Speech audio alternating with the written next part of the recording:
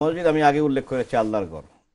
আপনি ইনসানের ঘরটা আল্লাহ রাব্বুল আলামিন ব্যাংক থেকে মর্গেজ নিয়ে করতে নিষেধ করেছেন। কেমন? কারণ এইসব মর্গেজের বেস হচ্ছে ইন্টারেস্ট।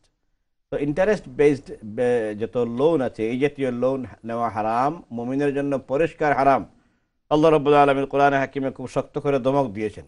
যারা ব্যাংক লোন নিয়েছেন, ইন্টারেস্ট নিয়েছেন, সুদ খেয়েছেন, সুদ দিয়েছেন, এই জাতীয় কারবার যারা করবেন তাদের ব্যাপারে আল্লাহ রাব্বুল আলামিন খুব শক্ত করে বলেছেন, ফাইন তাফআলু ফাযানু বিহারবিম মিনাল্লাহি ওয়া রাসূলিহি, যদি তোমরা এটা আরো করো তাইলে অতীতে যা করছো আল্লাহ তোমাদেরকে মাফ করবেন তওবাতুল্লাহ করলে, মাফি চাইলে।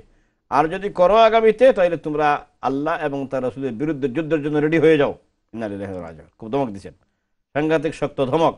এই ধমক পাওয়ার পর কোন ইমানদার আশহাদু আল্লা ইলাহা ইল্লাল্লাহ ওয়া আশহাদু আন্না মুহাম্মাদুর রাসূলুল্লাহ পরে ঈমান আনার পর তার তো এই কাজে সাহস করার কথা না। যারা যারা সাহস করেছেন জলদি করে তওবা করেন এবং এই পথ থেকে সরে আসেন। ঘর হইলে ঘর বিক্রি করেন, গাড়ি হইলে গাড়ি বিক্রি করেন, বিজনেস স্টার্ট করলে পট করে চেঞ্জ করে আপনি হালাল পথে আসেন। না হয় আল্লাহ রাব্বুল আলামিনের সাথে আপনি যুদ্ধে গেছেন, মনে রাখবেন। কেমন? আল্লাহ যখন আপনাকে পাবেন, আপনি যখন মরবেন, আপনি কোথায় যাবেন দেখি কোন? আপনি ব্যাংক থেকে লোন নিয়ে ঘরবাড়ি করলেন, আপনি চলে গেছেন আপনার এখন একা ঘরে, কবরে একা শাস্তি পাচ্ছেন। আর দুনিয়ায় আপনার সন্তানরা এই হারামের উপর এনজয় করতেছে। তো ওদের এনজয়মেন্টের জন্য আপনি পানিশমেন্ট পাচ্ছেন। কেমন? এই জন্য এটা ঠিক না, আদৌ করবেন না, প্লিজ আল্লাহ ওয়াস্তে করবেন না। যত মহিলা পুরুষ স্বামী স্ত্রী মানে একসাথে হয়ে পরামর্শ করে ব্যাংক লোন নিয়ে ঘর করেছেন, যদি সেই ব্যাংক লোনটা ইন্টারেস্ট বেসড ব্যাংক হয় তাহলে আপনাদের আমল পর্যন্ত কবুল হচ্ছে কিনা সন্দেহ আছে। এর জন্য খবরদার এইসব জিনিস থেকে ফিরে আসেন কাইন্ডলি। আর আপনি ব্যাংক থেকে লোন নিয়ে মসজিদ করবেন, এটা অসম্ভব কথা আপনি উল্লেখ করলেন। আল্লাহর ঘর করবেন আপনি ব্যাংক থেকে লোন নিয়ে, আপনার নিজের ঘর করা যেখানে হারাম সেখানে আপনি আল্লাহর ঘর কেমনে করবেন? খবরদার। এটা একসময় এদেশে কম মুসলমান ছিল, হয়তো কম কম থাকার কারণে একে অন্যের পয়সা পাতিও কম ছিল, আয় রুজিও কম ছিল, ওই জন্য তারা হয়তো কোনো কোনো জায়গায় করে ফেলছিল।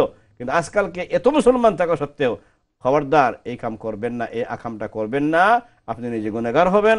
আল্লাহর ইবাদত করা যায়, নামাজ পড়া যায় যে কোনো জায়গায়, এই জন্য কিন্তু আপনারা হারামের উপর পড়বেন না। আল্লাহ আপনাকে মাফ করুন, আমাদেরকে আল্লাহ মাফ করুন। আমিন জাযাকাল্লাহ খায়র।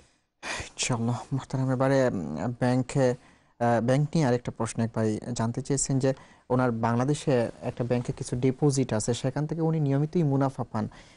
তিনি বলেন নাই হ্যাঁ, যে আসলে ঠিক সেই আছে, অ্যাকাউন্টটা কি ইসলামী ব্যাংকে কি? দুইটাই বলবো জি ইনশাআল্লাহ। ইনশাআল্লাহ ভাই এটা তাআলা। উল্লেখ করে যাবে এবং পরবর্তীতে আরো একজন ভাই কিছু আরেকটা, পয়সা আছে যে জি উল্লেখ করেছেন, দুইটা একসাথে বলে ফেলি। যে দেখেন ওইসব ব্যাংকে, সরি, দুই ধরনের ব্যাংক আছে। একটা হচ্ছে ইসলামী ব্যাংক, আলহামদুলিল্লাহ সব জায়গায় আছে, ব্রিটেনেও আছে ইসলামী ব্যাংক। এটা এখন এখন হয়ে গেছে আরাইয়ান ব্যাংক, অসুবিধা নাই। তো এই রাইয়ান ব্যাংক হোক, ইসলামী ব্যাংক হোক, আর আর বাকি সব ব্যাংক হচ্ছে নন ইসলামিক ব্যাংক। কেমন? সোনালী, রূপালী, পূবালী, পশ্চিমী যা আছে এই সবটা হচ্ছে আপনার ইন্টারেস্ট বেসড ব্যাংক। এই ইন্টারেস্ট বেসড ব্যাংক যেগুলো আছে এগুলার সেম মাসআলা। আপনি পয়সা রাখবেন আমানত, ওখান থেকে তারা নিজেরা বিজনেস করে পরে আপনার অ্যাকাউন্টে কিছু পাঠাই দেয়, কিছু ঢুকাই দেয়। কেমন? ওই ওই যেটা এখন মুনাফা আসলো এই লভ্যাংশ আপনার ইউজ করা হারাম।